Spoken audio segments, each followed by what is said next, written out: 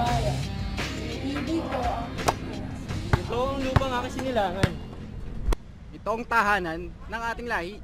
Ako'y kanyang kinukumpab at tinutulungan upang maging maligaya, sagana at kapaki-pakinabang.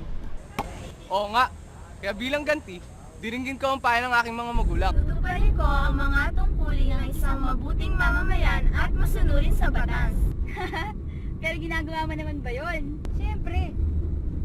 Ang alin? Ang maging masunurin sa batas. Duh. Siyempre naman. Kaya nga ito, di ba yung mga balot ng chewing gum nyo kanina? Di ba kinuha ko? Baka kung saan-saan nyo kasi itapon eh. Di ba may poster dun kanina? Malit na basura, ibusa mo na. Eh di puro basura pala yung bulsa mo. Tama, maliit nga sa bawat isa. Pero pag pinagsama-sama mo na yung mga basura natin, isang tambak na basura nasa estero. Pag inugas ng ulan, naku, mula sa mga bundok ng Quezon hanggang doon sa Manila Bay yung bara. Yung man simpleng bagay lang eh, ba't di pa gawin? Batas yun eh, anti-littering law. Tsaka may basura naman na malapit, ba't di na lang dun itapon? Titams, eh di wala nang basura sa kali. Eh di mausay sa bayan, di ba? Galing-galing naman. Pero totoo nga, no? Ang alin? Maliit na bagay na ganyan, di naman gaanong mabigat. Kung gagawin lang nating lahat na Pilipino, aba eh, ang laki na ng epekto. Para sa bayan, mga kaibigan. Tara! Oh, nandito na pala tayo eh. Oo nga, daming puno. Naalala ko tuloy yung lolo ko. Bakit? Yung lolo ko, sa 10 minuto, nakapagtanim ng 200 puno. Wala pa rin sa lolo ko. Bakit? Pagtanim ng isang puno, isang oras. Oh. Mamaya pa dun. Uy, bro, yun oh. Bro, totoo ba yun? Ang gaganda. Ay, Grabe. imagine mo, sa gitna ng QC may ganyan. Kasi malinis at saka napakaraming puno dito. Kaya nga presko at malamig yung hangin eh. Tara na. Tara. Hi! Hi, excuse me, alam niyo ba kung saan magpaparegister para sa National Greening Program? Yung programa ni President Noynoy. Yung tungkol sa pangangalaga ng ating bayan, sa tahanan ng ating lahi. Aba kahit sa internet pwede. May malapit dito. Pwede rin sa DNR, Senro. O kaya gusto nyo, sabay-sabay na lang tayo. Mas Oo maganda nga. kung magkakasama, di ba? Gaya ng mga schools sa kanong ibang grupo. Tara, ano? Grupo-grupo?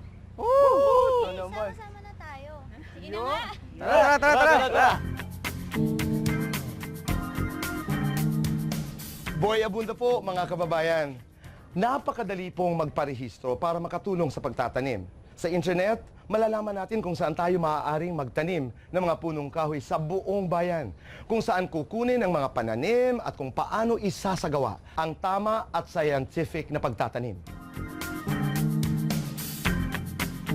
Simple lang at madali ang magtanim. Magtatanim po tayo sa payon, sa tagulan. Ang hukay natin ay dapat papantay doon sa level ng seedlings ng lupa.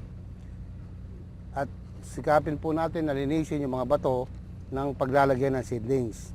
Ilalagay po naman natin yung tatawag nating topsoil. Siyang una natin ilalagay bago ilagay yung seedlings. At bago naman po alisin sa plastic yung plastic seedlings, ipe-press po natin to para mas madali ang pag-aalis.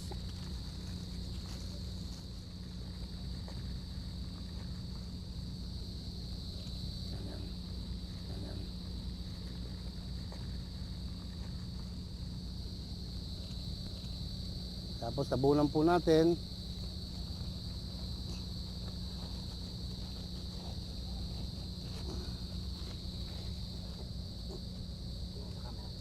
Tapos po, ipe-press po natin ito para mawala yung space, air space, para pag hindi maluwag ang seedlings. Erect po siya o nakatindig. At huwag niyo pong kakalimutan na dadalhin po natin ulit o kukolektahin yung mga plastic na ginamit. Huwag iwanan sa planting site at para po magamit ulit kung ito po ay pwede pa.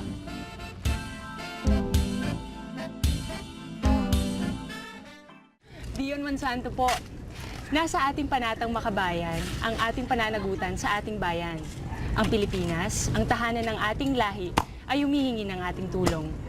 Mahigit kumulang 8 milyong ektarya na po ang unproductive, nasisira at nakakalbo sa ating mga bundok. Dulo na naman po. Alam nyo, tayo ay global asset. Isa tayo sa 17 bansa na tinaguriang mega diverse. Marami tayong taniman, hayop na dito lang makikita sa Pilipinas. Kaya nga nakafocus ang buong mundo sa atin. Bukod doon, sa gubat po nang gagaling ang ating fresh air, ang tubig nating inumin, at ang ating proteksyon laban sa pagbabaha na dala ng climate change. Ang tahanan ng ating lahi ay humihingi ng ating tulong. Kailangan na po nating tulungan ang bayan makabangon muli sa mga lungsod at mga kanayunan sa Luzon, Visayas at Mindanao. Sa ating buong bayan, magtanim po tayo, kaibigan, upang tulad ng aking pinakamamahal na Samar, ang ating inang bayan ay maghilom. Sa totoo lang po, si President Noynoy Aquino ang kauna-unahang nagrehistro bilang volunteer. Okay, magtanim lang ng 10 puno kada taon. Tandaan, sa internet, mag-login po lamang sa www.ngp.dnr.gov.ph bilang isang grupo o di kaya'y pumunta sa pinakamalapit na DNR Centro. So, yan guys. Lahat ng information na kailangan nyo nandiyan na sa website. So, maging taga Luzon, taga Visayas o taga Mindanao ka man, makikita mo yung mga instructions kung paano ka makakalawak sa programa. Wow, ang dali pala. Dali talaga. Tsaka pagdating ng panahon, malalaman nyo kung gaano kayo naging ka-epektibo. Nakikita nyo yung mga brown na yan? Kalbo yung mga yan sa ngayon. Pero pag naging green yan, ibig sabihin nun, nataniman na natin yan. So, pag green na yan, ibig sabihin, may puno na. May pwede na tayong anihin. So, kung nasa production zone ang puno at wala sa protection zone, ayon sa DNR, pwede yun anihin. Pati mga kumpanya, malalaman nila kung paano lumahok. Kasi maganda pag grupo, parang tayo, grupo-grupo. Ito na naman. Tsaka, diretso na yung tulong natin sa ating mga kababayan sa bundok. May kabuhayan pa tayong regalo sa kanila. Okay ah. Okay talaga. At alam niyo ba na may technology package? Ang mga seedlings at saka mga pananim na ipapakalat ng Convergence Initiative ng DNR. Anong technology package? Ito yan ha, papaliwanag sa'yo, makinig ka. Para may sustansya ang mga pananim ngayon, may mga organic na nilalagay sa mga seedling ngayon. Pinapataba, tsaka pinapataas niya yung survival rate ng mga seedlings. Pinakapalakas ang pagkuha, pagsipsip ng nutrients galing sa lupa, mas sumalakas ang mga pananim. Target kasi nitong bagong National Greening Program ay 80% survival. Dati kasi sa mga tree planting natin, wala, namamatay lang yung iba. Sayang lang. Wow, scientific pala ang approach, no? Yeah, ang galing naman. Oo naman. Seryoso talaga tong programa na to. Kasi nga, kailangan na talaga natin. Tsaka isipin nyo kung hindi, baka umabot yung panahon na maging disyerto yung ibang parte ng bayan. At saka, tignan nyo paano kung biglang bumagyo na naman ng malakas? Madami na naman masasalanta. Madami na namang mamamatay.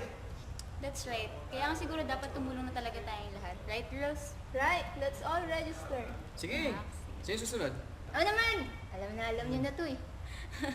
Actually, nakapag-register na kami. Nakapag-plant na nga kami ng 10 trees. Ikaw na.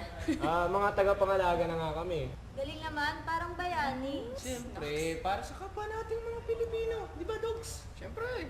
Tsaka para sa ating mga magiging anak. Sorry. Talaga Kaya magtatanim ulit kami. Next week, sa Lamesa Dam. Oo. Tara, sama kayo! Sige, Sama kayo? lamesa tayo. Para sama-sama tayo. Right. Pero napansin nyo, kanina pa tayo usap ng usap, hindi pa tayo magkakilala. Ano nga pong pangalan? Kung iisipin, kaibigan, napakadali nga po. 10 puno lang bawat isa sa atin, bawat taon. Yan ang ginagawa ng tagapangalaga sa tahanan ng ating lahi. Maging tagapangalaga ngayon, napakadali. Tama yan. Sa internet lamang po, magpunta sa www.ngp.dnr.gov.ph o di kaya sa pinakamalapit na DNR Centro. Kaibigan, maging isang tagapangalaga. At ang bayan natin, ang tahanan ng ating lahi ay lalakas muli. Pangalagaan, tahanan ng ating lahi.